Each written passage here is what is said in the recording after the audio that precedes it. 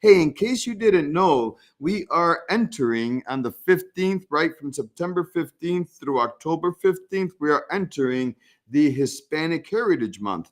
Now, some of you may be like, okay, who cares, right? Well, check it out. Keith, if you're listening, listen to this carefully. I'm just picking on you, sir.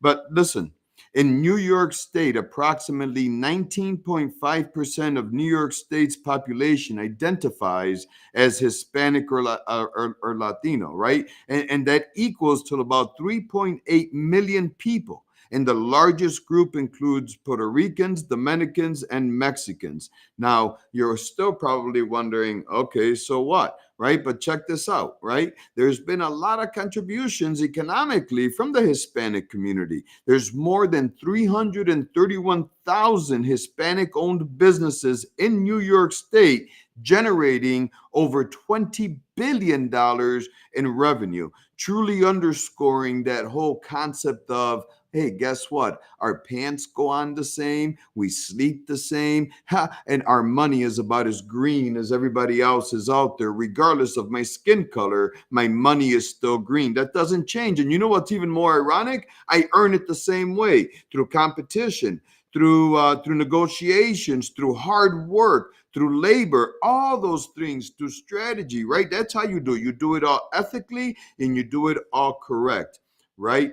Now, if you happen to be in New York City and you want to learn about the Hispanic community and their contributions to New York State, there is a place in New York City called El Museo del Barrio, right? The Museum of the Barrio. And then there's also the Hispanic Society Museum and Library. And there's a lot of history. You know, I can tell you that right? Peter Vasquez, your conservative New Yorican. I am the youngest in my siblings and in many of my cousins, but I come from a lineage of people that came from Puerto Rico right here to Rochester, right? And we're part of a lot of the good changes that we've seen. A lot of the integration happened because of the insistence of many in my family. Now, check this out. I stand with, all those things, equality, all those things are so important. Did you know that in Monroe County, the Hispanic community is about 10% of the total population, which equals to about 75,000 people, also made up of predominantly Puerto Ricans, Mexicans, and Dominicans, right? Monroe County has seen some of the biggest growth on entrepreneurship. It's in our blood, right? Particularly in Rochester. And if you haven't noticed, there is a lot of restaurants out there that are Hispanic, but the sectors that the Hispanic community has really been blowing up in is in things like construction, retail, and food service. And mira, if you haven't had your arroz con habichuela y un poquito de pernil or carne de cerdo, any of those things, right? Man, you've got to stop. It belongs on Clinton Avenue. El Latino, I think, is called, or something like that, in Chile, right near the expressway sign. And there's many other ones. You got at De Mangu over in the corner of Portland Avenue and Norton Street, and to the restaurant owners, if you're listening, people love their food, man.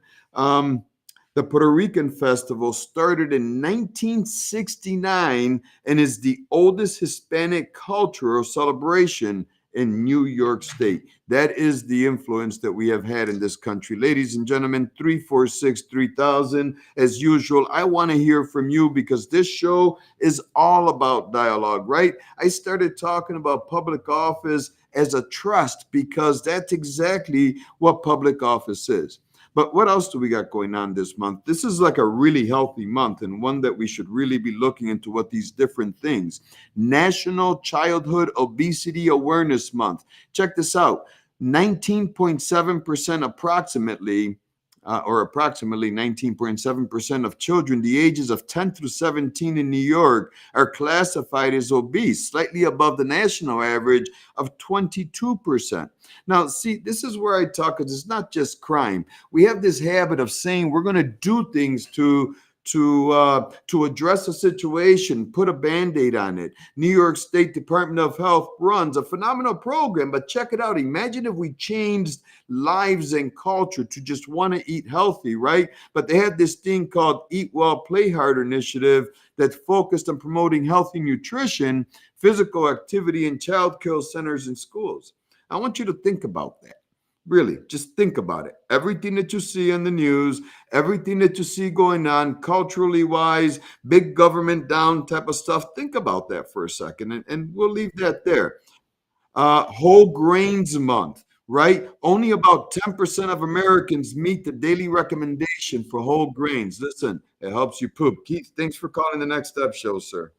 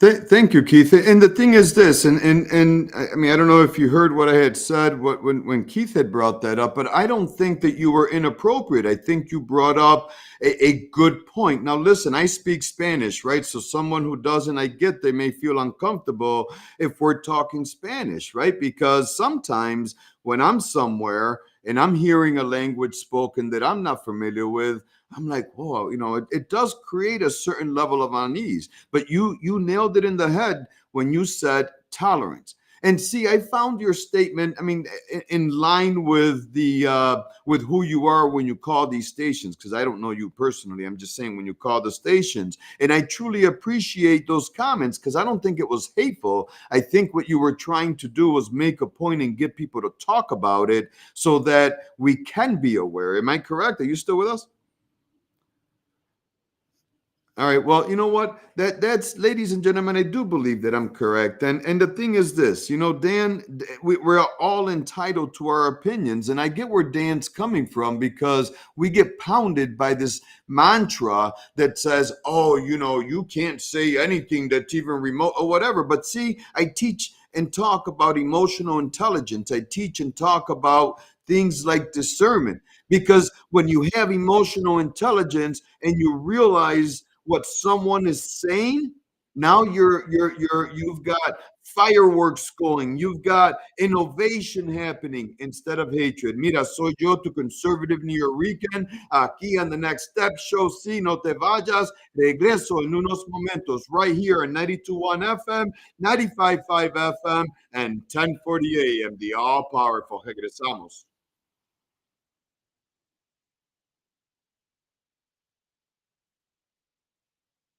Oh no, that's perfectly fine.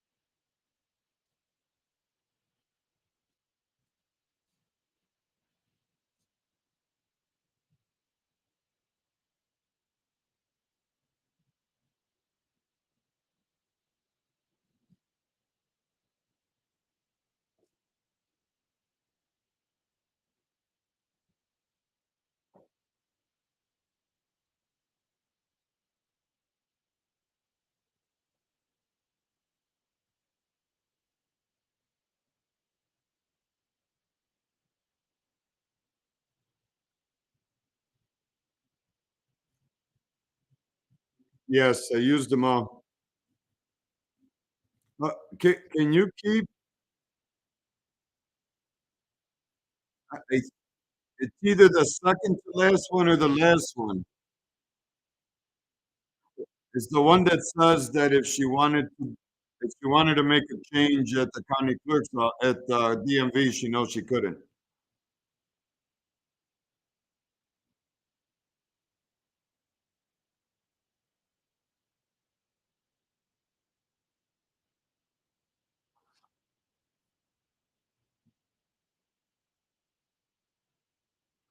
Welcome back to the Next Step Show, ladies and gentlemen. See, I do want to point out one more important national month, which I think is important, and that's Beekeeping Month. And we've all learned over the years that bees, listen, without bees, we're going to have a hard time. But in case you didn't know, that New York State has a strong tradition of beekeeping, 60,000 bee colonies as of 2022. Hey, I think I hear one now. Approximately 2.9 million pounds of honey is sold annually, and New York State ranks in the top 10 for honey production in the United States. Is that not amazing stuff or what? Anywho, check it out. Tonight, 9 o'clock, right? You can't miss it. Tonight, 9 o'clock, it's going to be televised all over the place, I'm sure, is the presidential debate, the first and most likely the only one, only because one of them, which happens to be the Kamala, which happens to be of the same party of my opponent, who just doesn't want to do debates, right? That one to get it over with. But check, this is important because this particular debate's going to take place at the National Constitution Center in Philadelphia, which is a key battleground state. And right now, as I understand it from what I found, both Trump and Harris are tied in Pennsylvania that has 19 electoral votes.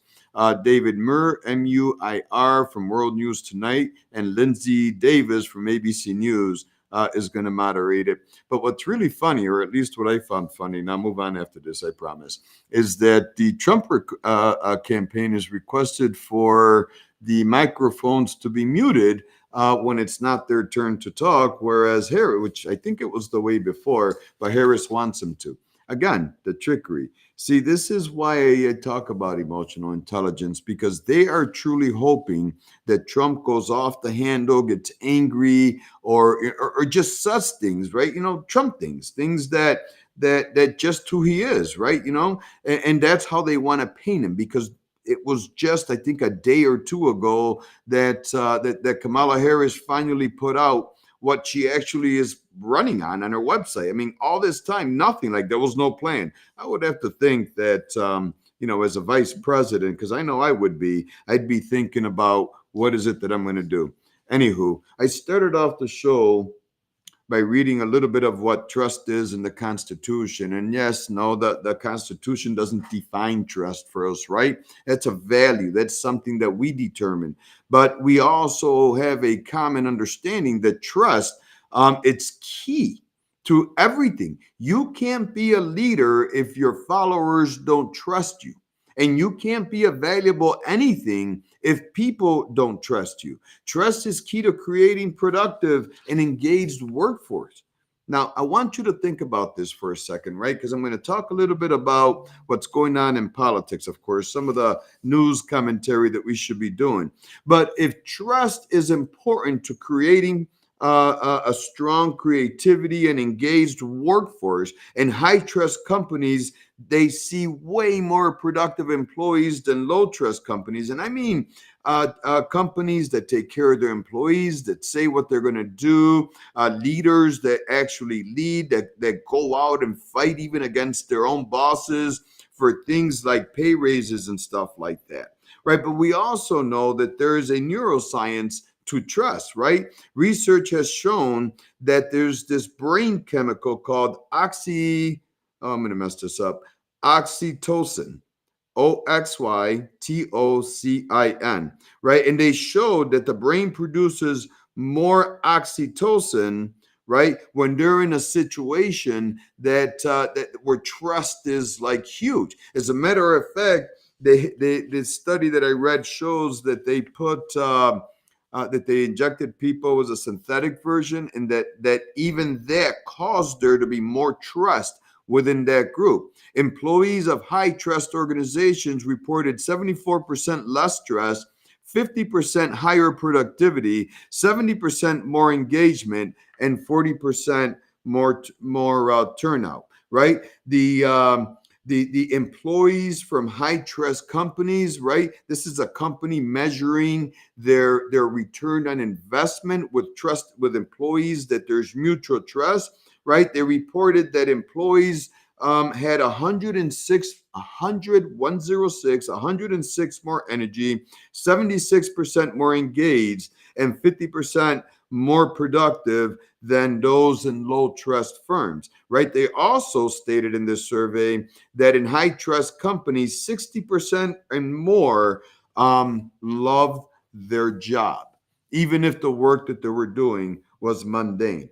So, man, how about if we applied some of these concepts of trust, right, to our government, to our elected officials? Because like the Constitution, or like it says in the Constitution, individuals that take the oath, right, they swear to support and defend the Constitution with good faith and with integrity, right? I mean, there are some implications there. So let's look at what's going on, because, see, recently, Elise Stefanik, I'm going to mess up her name, and I apologize, right? That is the problem that I've had. I've had it all my life, right? So you get good at never just saying names, right? But she filed an ethics complaint against Trump's trial judge. If you remember, Justice Juan Merchan, right? He kind of convicted Trump on 30-something charges here recently, right here in New York.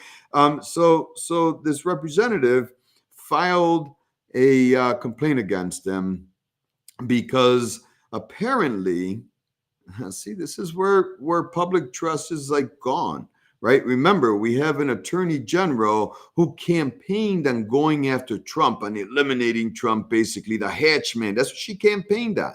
And when she got elected AG for the state, Leticia James, I'm talking about, well, she follows through, or is trying to follow through on her on her promise, and then turns around and gives a big old public endorsement of the vice president. I mean, the ethics behind it.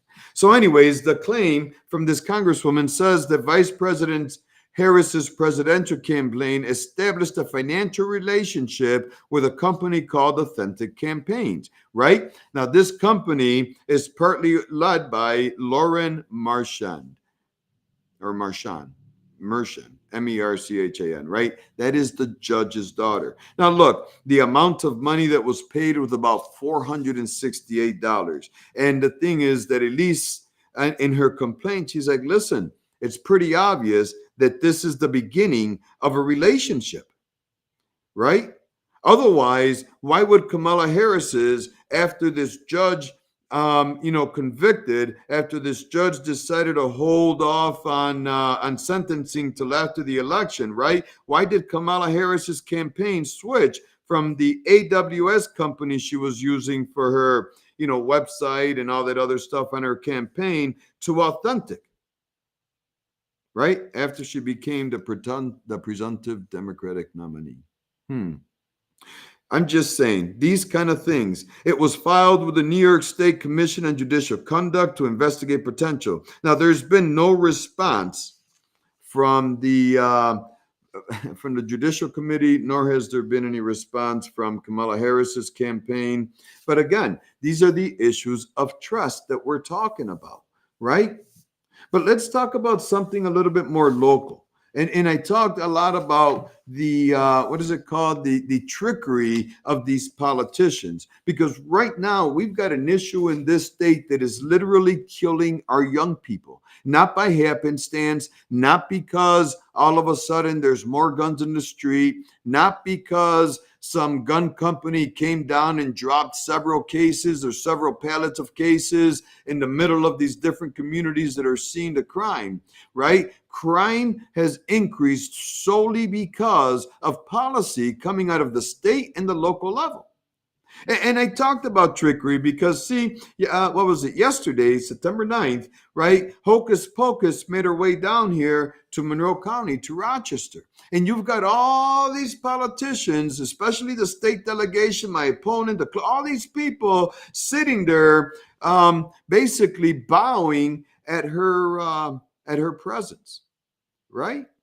That's kind of weird to me, because it's her policies, right, that have put us in a situation that we are today. It's the policies that people like the current clerk here in Monroe County voted for when she was part of that state delegation. These are policies that have caused reoffenders to go out into the community and reoffend, and in some cases, even worse. I mean, look, you have all driven somewhere. I'm in Henrietta, right? That's no secret. I was going down East Henrietta Road, over into Henrietta, getting over towards the Lehigh Station area. And what gets me, I saw there exactly what I saw down Clinton Avenue just an hour before, with a group of motorcycles and ATVs doing wheelies, running the red lights, speeding, each other. Ladies and gentlemen, come on. See the trickery. Mira, regresamos. ¿Por qué? Porque soy yo, tu conservative Nuyorican. And guess what? I do give a damn. Right here in the WISL stations. We'll be right back.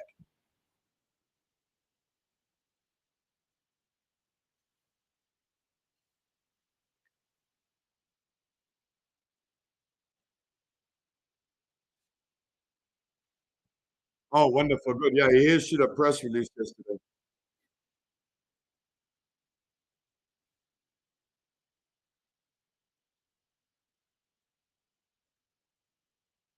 Right. Good.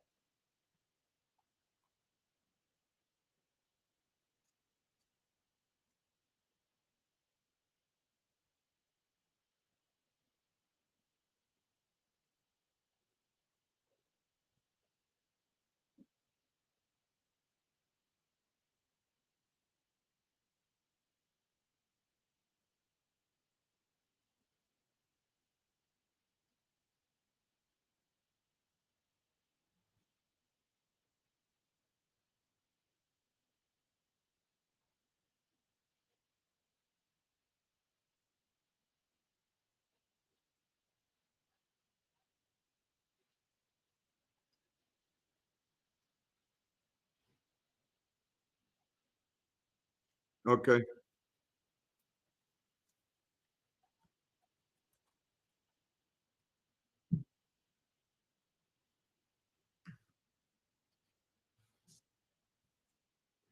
I'm going into Hoko's visit.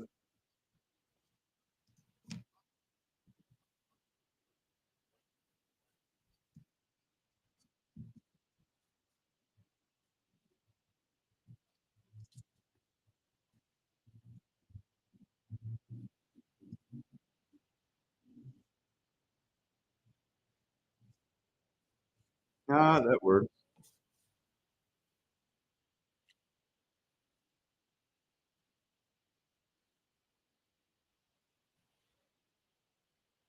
Welcome back to the Next Step Show. See, check this out, ladies and gentlemen. I started talking to you about what this hocus pocus lady is doing, right? She comes to Rochester. Woohoo, good for her. We give her, she came down with a 3-point plan to unveil $24 million, right?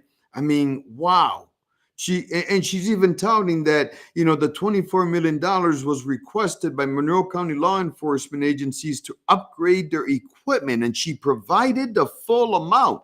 Ladies and gentlemen, you should be jumping for joy right now. Right? As a matter of fact, if you're driving, pull over. If you're at your desk, hey, stop everything. There's cause to celebrate. Not really. Because I'll tell you what this 3-point plan does not address is the cultural issue that is being manipulated by the policies of these jokers and her magic tricks. Mr. Jim Vembretto, Senor, thank you for calling the Next Step Show. ¿Cómo estás?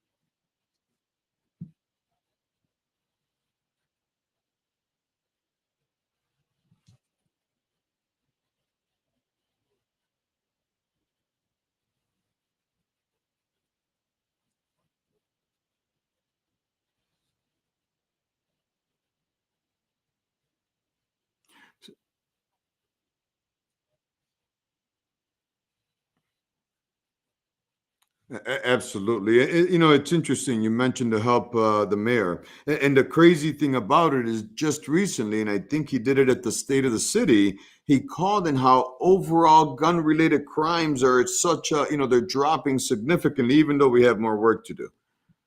So what would he have to be worried about? The fact that what he's saying doesn't match the optics?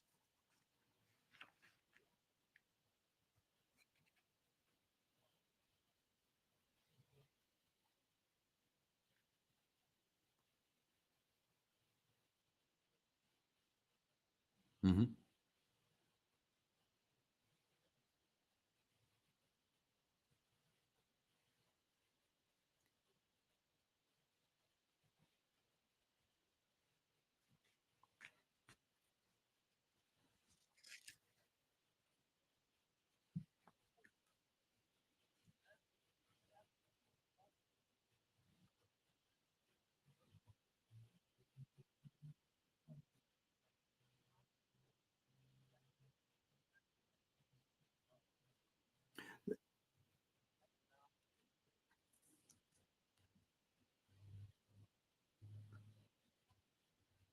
Yeah.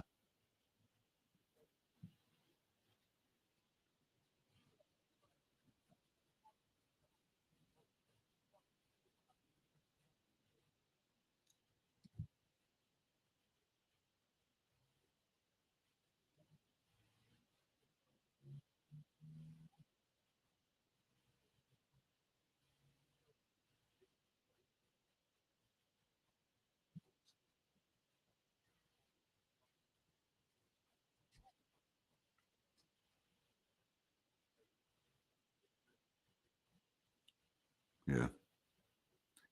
Ladies and gentlemen, you're listening to New York State Senate candidate Jim Van Bretto. Jim, in a press release that you issued yesterday, you said, in part, without these reforms, we won't have a permanent solution to the issues of repeat violent offenders. Can you elaborate and maybe talk a little bit about what a permanent solution would look like? Because these 3 point plan that she talked about just seems like more taxpayer money being spent on more government overreach, nothing addressing the real issue. What would be permanent solutions?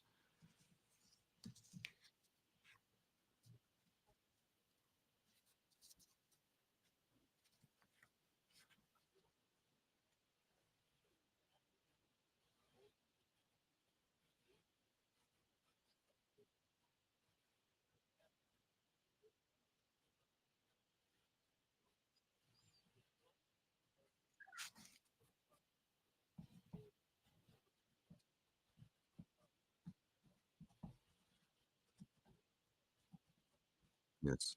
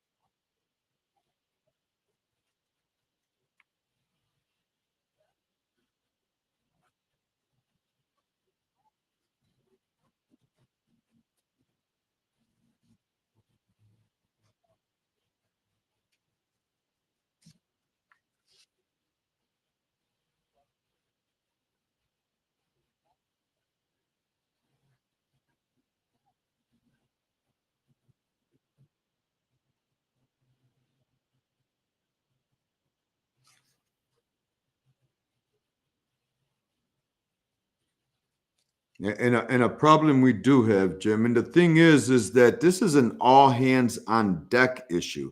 This is every person that calls themselves a community leader, elected or otherwise, the faith community, business leaders. We do need to come together, and if it means that we've got to bring several million people to the state house and protest as they like, then that's what we need to do. I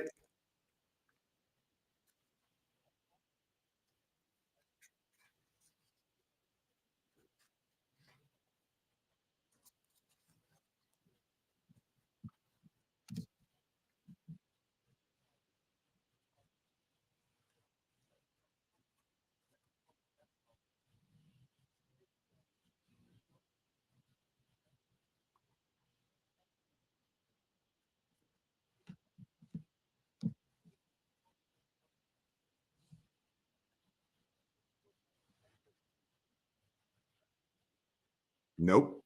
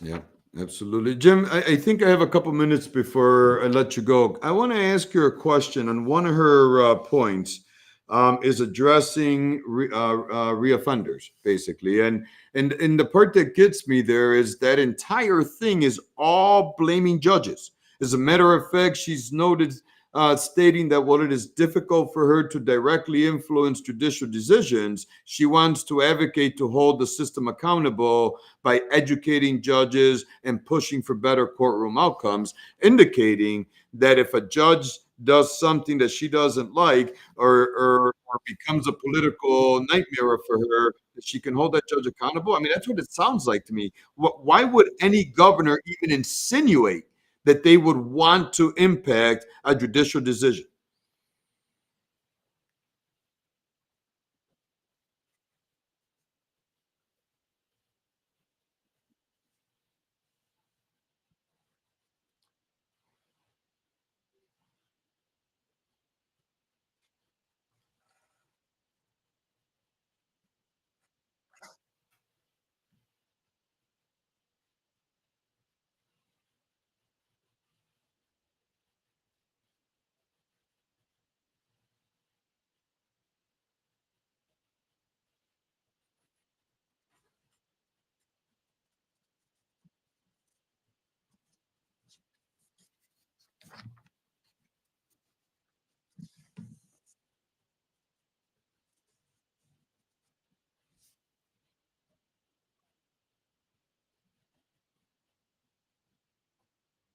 Yeah,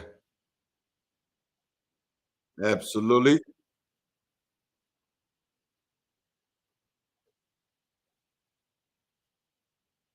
Jim, what's your website?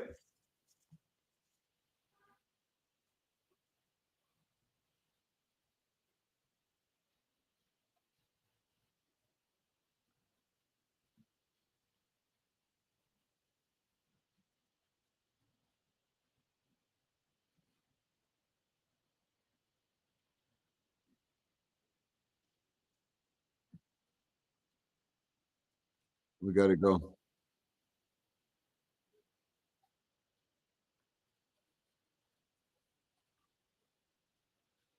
Absolutely. Jim, I appreciate your time, sir. I look forward. I think you're going to be hosting a show for me pretty soon. Thank you so much for calling. Ladies and gentlemen, soy yo, to conservative New York right here on WISL. I'll be right back.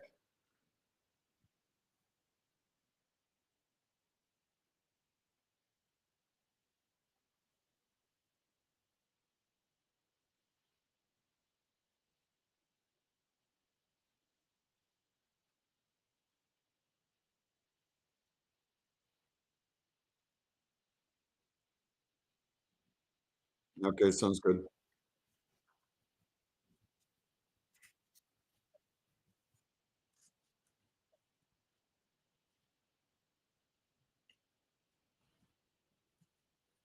Yes, I'm going to end the show on this discussion.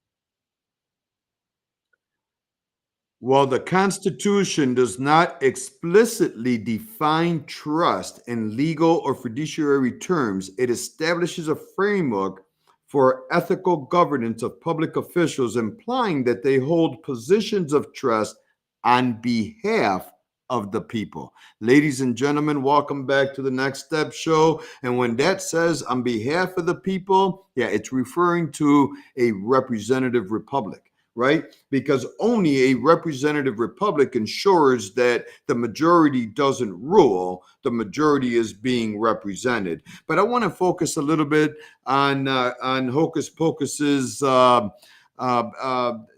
visit to Rochester yesterday. Jim, thank you for calling. Guys, check out his website.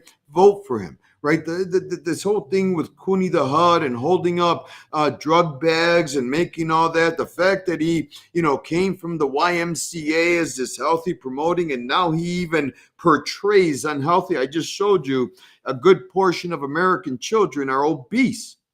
Whatever. So Hocus Pocus, right? She addressed concerns about repeat offenders. But this is the part that I want you to pay attention to, because these people aren't lying to you anymore. Literally, they're not. They are lying. They're just not withholding information from you. How about that? So, for example, she addressed the concerns about repeat offenders, but she expressed a desire, listen carefully. She expressed a desire to influence judicial decisions to keep more accused criminals in jail on bail. A desire to influence. She's going to do this, she says, by statewide training because, see, she also understands and acknowledges that directly telling a judge how to apply the law is not straightforward. So she wants this statewide judicial training that ensures that judges are educated on how to appropriately apply the bail laws, right? She wants to emphasize the importance of public advocacy and calling out judicial decisions where individuals who were a threat to public safety are released. See, and none of this, like Jim mentioned and like I mentioned, she's not saying anything about changing the policies that have shown a significant increase, right? Here, I'll tell you. Statistics show 27 in 2022, 20% of individuals released under the bail reform laws were rearrested for new offenses. 26% of individuals, this is according to NYPD, who were released due to bail reform laws were rearrested for felonies, contributing to the rise in crime in areas like New York City, Rochester, and Buffalo. In Rochester, from 2020 through 2023, right? Running a long parallel with these changes in bail reform, there has been a 23% increase in shootings. I'm not really quite sure what it is that the mayor is looking at. But listen, there is a clear, right, direct correlation with bail reform. It really doesn't matter how they cut it. In Rochester, homicides rose, or no, this is New York City, excuse me. Homicides in New York City rose by 47% between 2019 and 2022. But check this out. It's a similar trend is being observed here in Rochester, New York, with gun-related violence. Remember, Jamie Romeo voted for bail reform. I'm just saying. Influence, that should be concerning to you, ladies and gentlemen. Like I asked Jim, if you're a governor or a state official listen, if you're in politics, there's a separations of power. See, this is what happens when you talk about democracy, when you sell democracy. There's a reason why we have constitutional officers. Jim was talking about that a little bit. And I'm like, listen, elected people, just do your jobs, because if you do your jobs and you function like the constitutional officer that you are, you will realize that this is an all hands on deck. This isn't a throw money and more oversight from the government type of situation. But look, right? just decided to look around. These are reasons why judges, many of them, like Jim mentioned, are Democrats, right? Why they release individuals under New York state law. Limited discretion under bail reform laws. Judges are required to release defendants without cash bail for most nonviolent crimes. Focus on nonviolent offenses was reason number two, meaning that even if a defendant has a history of reoffending, the judge might still be required to release them because the charges did not meet the threshold for detention under current laws. This is bail reform. So, what exactly is Hocus Pocus going to threaten them on? I mean, train them on, excuse me, right? Concerns. There are judges that are concerned about overcrowding. I know a couple that have said that. Equality. Remember, this whole thing came to play with bail reform because they were saying that blacks and browns were disproportionately affected, right? They're saying that there's inequalities in the systems. Well, how is there inequality or equality or equity in the system that we have now? Because it's neither fair, it's neither inclusive, and if we look at it from an equitable perspective, right, the outcome, well, that kind of sucks for most people too. See, judges are often caught between the rights of the accused, right? Accused meaning they're not convicted yet, and concerns for public safety, because in some cases where the law does not allow for detention or bail, judges may feel they have no choice but to release that defendant, which is what's happening more times than not. Ladies and gentlemen, you've heard me say it a million times, right? Be a leader, be a leader, be a leader. Say it with me. I'm sure you have it memorized. Leadership is the beacon that guides me, for it's through selfless service that I illuminate the way for others to achieve their own greatness. Y mira, no que te olvide, aquí en WYSL, La Voz de Libertad, Roberto D'Angelo, The Next Step Show con tu conservative Nuyorican Peter Vasquez, siempre, siempre te amamos. Likewise, thank you.